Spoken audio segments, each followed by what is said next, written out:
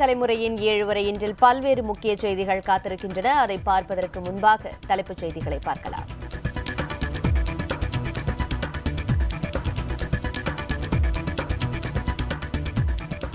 காஷ்மீர் எல்லைப் பகுதியில் பாகிஸ்தான் மீண்டும் அத்துமீறல். இந்திய நிலைகள் மீது துப்பாக்கிச் சூடு நடத்தியதாக தகவல்.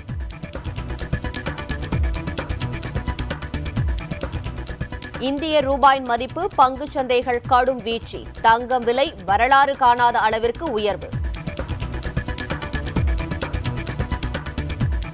குஜராத் முதலமைச்சர் நரேந்திர மோடிக்கு விசா வழங்கப்பட மாட்டாது. அமெரிக்கா திட்டவட்டம்.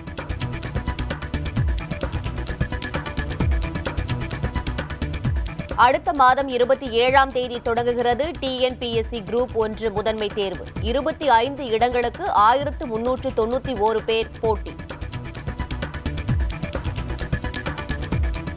நாடாளுமன்ற தேர்தல் கூட்டணி குறித்து முடிவெடுக்க கருணாநிதிக்கு அதிகாரம். திமுக மாவட்ட செயலாளர்கள் கூட்டத்தில் தீர்மானம். இலங்கை சிறையிலிருந்து பாம்பன் பகுதி மீனவர்கள் 8 பேர் விடுவிப்பு. 41 பேருக்கு காவலை நீட்டித்து மன்னார் நீதிமன்றம் உத்தரவு. ஜம்மு காஷ்மீரின் கார்கில் பகுதியில் பாகிஸ்தான் படையினர் தாக்குதலில் ஈடுபட்டதால் இரு நாட்டு எல்லையில் உச்சக்கட்ட பதற்றம் நிலவுகிறது. கார்கில் பகுதியில் உள்ள டிராஸ் மற்றும் காக்சார் ஆகிய இடங்களில் பாகிஸ்தான் ராணுவத்தினர் தாக்குதல் நடத்தியுள்ளதாக இந்திய ராணுவ அதிகாரிகள் தெரிவித்துள்ளனர். ஜம்மு காஷ்மீரில் உள்ள இந்திய எல்லையில் கடந்த 10 நாட்களாக பாகிஸ்தான் படையினர் அத்துமீறலில் ஈடுபட்டு வருகின்றனர். கடந்த 6ஆம் தேதி பூஞ்ச் பகுதியில் நடந்த தாக்குதலில் இந்திய ராணுவ வீரர்கள் 5 பேர் கொல்லப்பட்டனர். அமெரிக்க டாலருக்கு நிகரான இந்திய ரூபாயின் மதிப்பும் இன்று வர்த்தகத்தின் போது 62 ரூபாய் என்ற வரலாறு காணாத வீழ்ச்சியை சந்தித்துள்ளது. தங்க இறக்குமதி கட்டுப்பாடு உள்ளிட்ட பல்வேறு நடவடிக்கைகளை எடுத்த போதும் ரூபாயின் மதிப்பு கடுமையாக சரிந்திருப்பது அரசுக்கு நெருக்கடியை அதிகரித்துள்ளது. ரூபாயின் மதிப்பு சரிவின் எதிரொலி இந்திய பங்குச் சந்தைகளிலும் தெரிந்தது. மும்பை பங்குச்சந்தை குறியீட்டு எண் சென்செக்ஸ் 769 புள்ளிகள் சரிந்து 18,618 புள்ளிகளில் வர்த்தகத்தை நிறைவு செய்தது. தேசிய பங்குச்சந்தை குறியீட்டு எண் நிப்டியும் 234 புள்ளிகளை இழந்து 5,507 புள்ளிகளில் தன் வர்த்தகத்தை நிறைவு செய்தது. வங்கித்துறை பங்குகளும் தங்கம் தொடர்பான நிறுவனங்களின் பங்குகளும் கடும் வீழ்ச்சி கண்டன. இதற்கிடையில் ஆபரண தங்கத்தின் விலை சவரனுக்கு 840 ரூபாய் உயர்ந்து 23,048 ரூபாயாக உள்ளது. இந்திய ரூபாயின் மதிப்பு தொடர்ந்து வீழ்ச்சியடைந்து வருவது கவலை அளிப்பதாக பாரதிய ஜனதா கட்சி தெரிவித்துள்ளது. டெல்லியில் செய்தியாளர்களிடம் பேசிய அக்கட்சியின் செய்தி தொடர்பாளர் நிர்மலா சீதாராமன் ரூபாயின் மதிப்பு வீழ்ச்சி அடைந்து வரும் போதும் ஏற்றுமதி அதிகரிக்கவில்லை என்றும் தெரிவித்தார். Situation which we are periodically saying nothing to we are periodically being told by the government nothing to worry, everything is in place, we are taking care of the economy, and we've been repeatedly told that the fundamentals of the Indian economy are very strong and therefore nothing can hurt us. What more can hurt us? Tamil Nadu அரசு பணியாளர் தேர்வாணையத்தின் group 1 முதன்மை எழுத்து தேர்வு அடுத்த மாதம் 27ஆம் தேதி முதல் 29ஆம் தேதி வரை நடைபெறுகிறது. சென்னையில் இதற்கான அறிவிப்பை வெளியிட்ட தேர்வாணையத்தின் தலைவர் நவநீத கிருஷ்ணன் மொத்தம் 1391 பேர் தேர்வை எழுத இருப்பதாக தெரிவித்தார். சென்னையில் மட்டும் எழுத்துத் தேர்வு நடைபெறும் என்பதையும் அவர் அப்போது சுட்டிக்காட்டினார். துணை ஆட்சியர், உதவி காவல் கண்காணிப்பாளர், மாவட்ட வேலைவாய்ப்பு அலுவலர் உள்ளிட்ட பதவிகளில் மொத்தம் 25 பணியிடங்களுக்கு கடந்த பிப்ரவரி மாதம் முதல்நிலை தேர்வு நடைபெற்றது. இதற்கான முடிவுகள் மே மாதம் 16ஆம் தேதி வெளியானது. இதில் 1391 பேர் தேர்ச்சி பெற்றனர். அடுத்த மாதம் நடைபெறும் முதன்மை தேர்வில் வெற்றி பெறுபவர்கள் பின்னர் நேர்முக தேர்வுக்கு அழைக்கப்படுவர். வருகின்ற செப்டம்பர் மாதம் 27ஆம் தேதி, 28ஆம் தேதி, 29ஆம் தேதி ஆகிய 3 நாட்களில் general studies paper 1, general studies paper 2, general studies paper 3 ஆகிய தேர்வுகள் மெயின் ரிட்டன் எக்ஸாமினேஷன் நடைபெறுகிறது. அடுத்ததாக நாடாளுமன்ற தேர்தல் கூட்டணி குறித்து முடிவெடுக்க திமுக தலைவர் கருணாநிதிக்கு அதிகாரம் அளித்து அக்கட்சியின் மாவட்ட செயலாளர்கள் கூட்டத்தில் தீர்மானம் நிறைவேற்றப்பட்டுள்ளது. மேலும் சுதந்திர தினத்தை முன்னிட்டு சென்னையில் நடைபெற்ற விழாவில் முதலமைச்சரின் பேச்சில் பெரியார் மற்றும் காமராஜரின் பெயர்கள் சுதந்திர போராட்ட வீரர்கள் பட்டியலில் விடுபட்டதற்கு கண்டனம் தெரிவிக்கப்பட்டது. மதுரவாயல் துறைமுகம் பறக்கும் சாலை திட்டம் கிடப்பில் போடப்பட்டதற்கும் கண்டனம் தெரிவிக்கப்பட்டன. கூட்டத்தில் மொத்தம் 8 தீர்மானங்கள் நிறைவேற்றப்பட்டன. இலங்கை சிறையில் அடைக்கப்பட்டிருந்த தமிழக மீனவர்களில் 8 பேர் விடுவிக்கப்பட்டுள்ளனர். 41 பேரின் காவல் வரும் 21ஆம் தேதி வரை நீட்டிக்கப்பட்டுள்ளது. மன்னார் நீதிமன்ற நீதிபதி ஆனந்தி கனகரத்தினம் இதற்கான உத்தரவினை இன்று பிறப்பித்துள்ளார். இதனையடுத்து விடுவிக்கப்பட்ட மீனவர்கள் அனைவரும் ஓரிரு நாட்களில் தாயகம் திரும்புவார்கள் என எதிர்பார்க்கப்படுகிறது. இவர்கள் அனைவரும் ராமேஸ்வரம், பாம்பன் பகுதிகளைச் சேர்ந்தவர்கள். வவுனியா சிறைச்சாலையில் இருக்கும் 41 மீனவர்களின் காவல் 21ஆம் தேதி வரை நீட்டிக்கப்பட்டுள்ளது. அவர்களை விடுதலை செய்ய கோரும் கடிதம் கொழும்புவிலிருந்து வரும் என எதிர்பார்க்கப்பட்டது. எனினும் அவ்வாறு வராததால் அவர்களின் நீதிமன்ற காவலை நீதிபதி ஆனந்தி கனகரத்தினம் நீட்டித்துள்ளார். ராமேஸ்வரத்திலிருந்து கடந்த ஜூன் 15ஆம் தேதி மீன்பிடிக்க சென்ற 8 பேர் கச்சத்தீவுக்கும் தலைமன்னாருக்கும் இடையே மீன்பிடித்துக் கொண்டிருந்த போது இலங்கை கடற்படையால் கைது செய்யப்பட்டனர். அவர்களை ஆகஸ்ட் 16ஆம் தேதி வரை காவலில் வைக்க நீதிமன்றம் உத்தரவிட்டதை அடுத்து அவர்கள் அனைவரும் அனுராதபுரம் சிறையில் அடைக்கப்பட்டனர். கடலோரங்களில் கனிம மணல் கொள்ளையில் ஈடுபடுபவர்களை கைது செய்யக்கோரி தூத்துக்குடி மற்றும் நெல்லையில் மீனவர்கள் வேலைநிறுத்த போராட்டத்தில் ஈடுபட்டுள்ளனர். கனிம மணல் கொள்ளையினால் தங்களது வாழ்வாதாரம் பாதிக்கப்படுவதாக கூறி மீனவர்கள் இந்த போராட்டத்தை நடத்தி வருகின்றனர். கடலோரங்களில் மட்டுமின்றி தனியார் நிறுவன கிடங்கிகளிலும் கனிம மணல் கொள்ளை குறித்து ஆய்வு நடத்த வேண்டுமென மீனவர்கள் கோரிக்கை வைத்துள்ளனர்.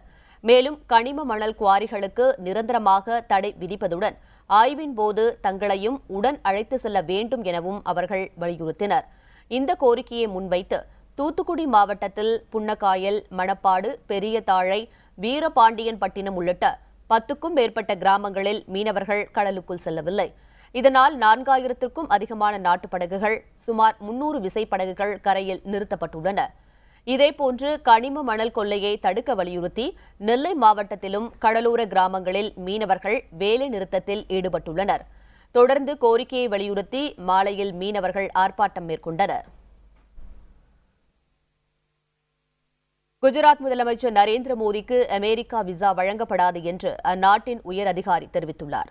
குஜராத்தில் 2002ஆம் ஆண்டு நடைபெற்ற மத கலவரத்தில் நரேந்திர மோடியின் பங்கு குறித்து தொடர்ந்து சந்தேகங்கள் இருப்பதாக அமெரிக்க அரசின் சர்வதேச மத சுதந்திரத்திற்கான ஆணையத்தின் துணைத் தலைவரான கேட்ரினோ தெரிவித்துள்ளார். இதனால் மோடிக்கு அமெரிக்கா விசா வழங்கப்பட மாட்டாது என்றும் அவர் கூறியுள்ளார். இந்த ஆணையம் மத சுதந்திரத்திற்கு எதிராக நடைபெறும் சம்பவங்களை ஆய்வு செய்து அமெரிக்க அரசுக்கு கொள்கை ரீதியிலான பரிந்துரைகளை வழங்குகிறது. கடந்த 2005இல் நரேந்திர மோடிக்கு விசா வழங்க அமெரிக்க அரசு மறுத்துவிட்டது. மேலும் பல செய்திகள் காத்திருக்கின்றன. குறிப்பாக தீ விபத்தில் சிக்கிய மும்பை நீர்மூழ்கி கப்பலில் இருந்து 4 பேரின் உடல்கள் மீட்பு. அடையாளம் காண்பதற்காக மரபணு சோதனை. சென்னை மாநகரின் குடிநீர் தேவைக்காக வீராணம் ஏரியிலிருந்து நாளை முதல் தண்ணீர் திறந்துவிட முதலமைச்சர் ஜெயலலிதா உத்தரவிட்டுள்ளார்.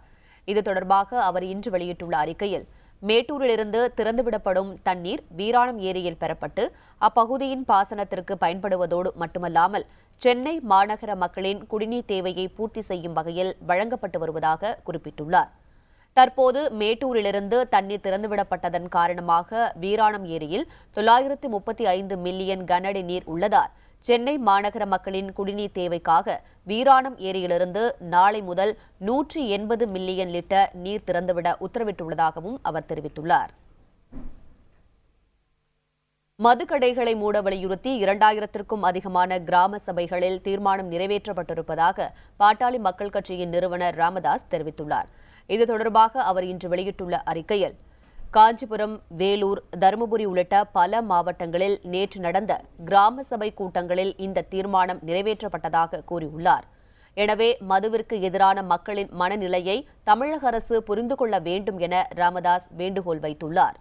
மதுவிற்கு எதிராக தீர்மானம் நிறைவேற்றப்பட்ட 2000த்திற்கும் அதிகமான கிராமங்களில் மதுக்கடைகளை மூட அரசு முன்வர வேண்டும் எனவும் அவர் வலியுறுத்தியுள்ளார். அதே நேரத்தில் அக்டோபர் 2ஆம் தேதி காந்தியடிகள் பிறந்த தினத்தன்று தமிழகத்தில் உள்ள அனைத்து ஊராட்சிகளிலும் மதுவிலக்கை வலியுறுத்தி தீர்மானம் நிறைவேற்றவும் பாமக நிறுவனர் ராமதாஸ் கோரிக்கை வைத்துள்ளார். கோவை வெள்ளலூரில் மாநகராட்சி குப்பை கிடங்கை அகற்றக் கோரி உண்ணாவிரதம் இருந்த 5 பேர் கைது செய்யப்பட்டதற்கு மதிமுக பொதுச் செயலாளர் வைகோ கண்டனம் தெரிவித்துள்ளார். இதுகுறித்து அவர் வெளியிட்டுள்ள அறிக்கையில், வெள்ளலூர் குப்பை கிடங்கால் நீர், நிலம், காற்று அனைத்துமே மாசடைந்து விட்டது என்றும் தெரிவித்துள்ளார். குப்பை கிடங்கை அகற்றக் கோரி அப்பகுதி மக்கள் பலமுறை போராட்டங்களை நடத்தி வந்ததை குறிப்பிட்டுள்ள வைகோ, மக்களின் உணர்வுகளை புரிந்து கொண்டு போராட்டக் குழுவினரிடம் மாநகராட்சியும் அரசும் பேச்சுவார்த்தை நடத்த வேண்டும் என்றும் அவர் கேட்டுக் கொண்டுள்ளார். குப்பை கிடங்கை மத்திய அரசின் சுற்றுச்சூழல் விதிகளின்படி மக்கள் வசிப்பிடங்களுக்கு தொலைவான இடத்தில் அமைக்க வேண்டும் என்றும் வைகோ வலியுறுத்தியுள்ளார். மும்பையில் நீர்மூழ்கி கப்பல் வெடிவிபத்தில் சிக்கிய 18 வீரர்களில் 4 பேரது உடல்கள் தற்போது மீட்கப்பட்டுள்ளன. மீட்கப்பட்ட சடலங்கள் அடையாளம் காண முடியாத அளவிற்கு சிதைந்துள்ளதால் DNA சோதனை செய்த பின்னரே உயிரிழந்தவர்கள் பற்றிய விவரம் தெரியவரும் என பாதுகாப்புத்துறை அதிகாரிகள் தெரிவித்துள்ளனர். விபத்து நிகழ்ந்து 3 நாட்கள் ஆகியுள்ள நிலையில் கப்பலில் சிக்கிய வீரர்களை தேடும் பணி தொடர்ந்து நடைபெறுகிறது. விபத்துக்குள்ளான INS சிந்து ரக்ஷக் நீர்மூழ்கி கப்பல் உருகுலைந்து காணப்படுவதால் அதன் அறைகளுக்குள் நுழைந்து தேடுவதில் சிரமம் ஏற்பட்டுள்ளதாக அதிகாரிகள் தரப்பில் கூறப்பட்டுள்ளது. இதனால் மற்ற கடற்படை வீரர்களின் நிலை குறித்து எதுவும் தெரியவில்லை. நீர்மூழ்கி கப்பலின் உள்பகுதியில் பெருமளவு கடல் நீர் புகுந்திருப்பதாகவும் அதனை வெளியேற்றும் முயற்சி நடைபெற்று வருவதாக கடற்படை தெரிவித்துள்ளது. இனி செய்திச்சாரலில் செய்திகள் சிலவற்றை சுருக்கமாக பார்க்கலாம். திருவண்ணாமலை ஊரின் நடுவில் உள்ள குளத்தில் முதலைகள் புகுந்ததால் பொதுமக்கள் பெரும் சிரமத்திற்கு ஆளாகினர். பூமந்தா குளத்தை சுற்றிலும் வீடுகளும் கோவில்களும் அதிக அளவில் உள்ளன. இப்பகுதி மக்கள் துணி துவைக்கவும் குளிக்கவும் இந்த குளத்தை பயன்படுத்தி வருகின்றனர். இந்நிலையில் இன்று குளத்தின் நடுவில் உள்ள பாறையில் 2 முதலைகள் படுத்திருந்ததைக் கண்டு அப்பகுதி மக்கள் அதிர்ச்சியடைந்தனர். முதலைகளால் ஏதாவது அசம்பாவிதம் நடப்பதற்கு முன் அவற்றை பிடித்து விட வேண்டும் என அப்பகுதி மக்கள் கோரிக்கை வைத்துள்ளனர்.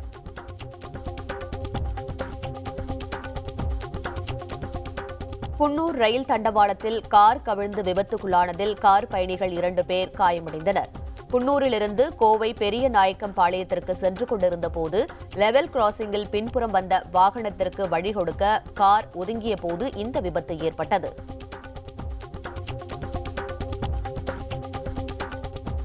கிருஷ்ணகிரி மாவட்டத்தில் மின் இணைப்புக்காக 10,000 ரூபாய் லஞ்சம் வாங்கியதாக மின்சார வாரிய ஊழியர் அமரேசன் கைது செய்யப்பட்டார். இவர் கெலமங்கலம் உதவி மின் பொறியாளர் அலுவலகத்தில் வணிக உதவியாளராக பணிபுரிந்து வந்தார்.